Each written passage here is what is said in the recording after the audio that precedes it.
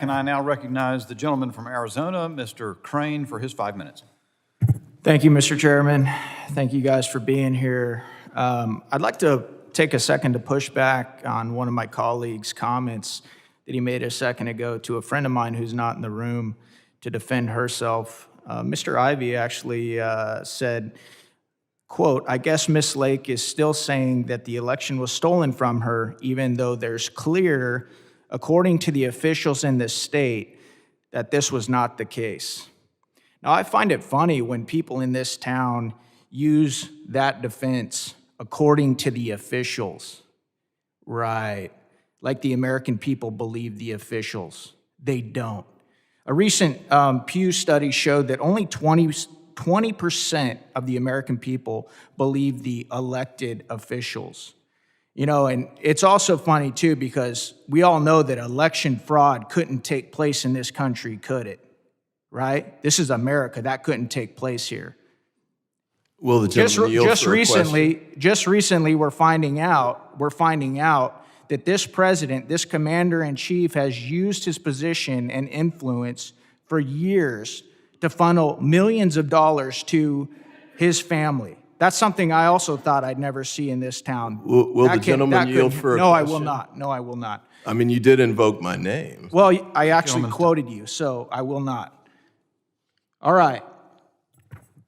Though I don't agree with Mr. Ivey's comments, I'm glad that he's allowed to say them, because I do support the First Amendment. I support his First Amendment. I support everybody in this room's First Amendment. And you know what? You know what's important about supporting the First Amendment?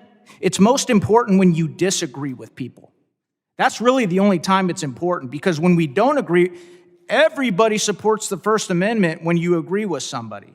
And it's interesting because I was listening to the panel up here, and we went down the line, and everybody here said that they support the First Amendment.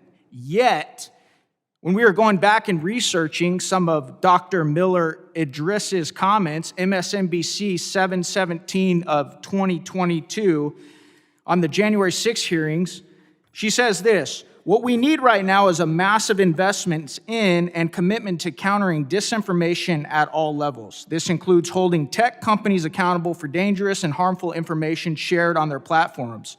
She goes on to say, "It requires strategies to prevent public and elected officials from sharing disinformation or trying to undermine our elections and the peaceful transfer of power. But above all, we need serious and sustained public education and campaigns to build population-wide resilience to disinformation, understanding of source integrity, and ways to distill false claims from true facts." It's interesting, ma'am, because it seems like you only support free speech when you agree with it, or you wouldn't make the statement, "It requires strategies." I'm going to zone in here on this: strategies to prevent public and elected officials from sharing disinformation. I've gone through some of your tweets, ma'am. Whether we're talking about COVID vaccines or, far-right extreme groups, there's a lot of things that you and I would disagree on. As a matter of fact, there's a lot of things that people sitting on your left and right would disagree on. But you think that we should stop them from being able, according to your own quote, according to your own words, that we should stop them from being able to say that. And that's a problem, man, because I'll tell you again, the most important time to support somebody's free speech isn't when you agree with them. It's when you disagree with them. And ma'am, I hope that you and others that think like you are not successful, because I fought really hard to make sure that my kids and hopefully someday my grandkids don't live under communism or socialism or some other tyrannical dictatorship. Thank you. I yield back.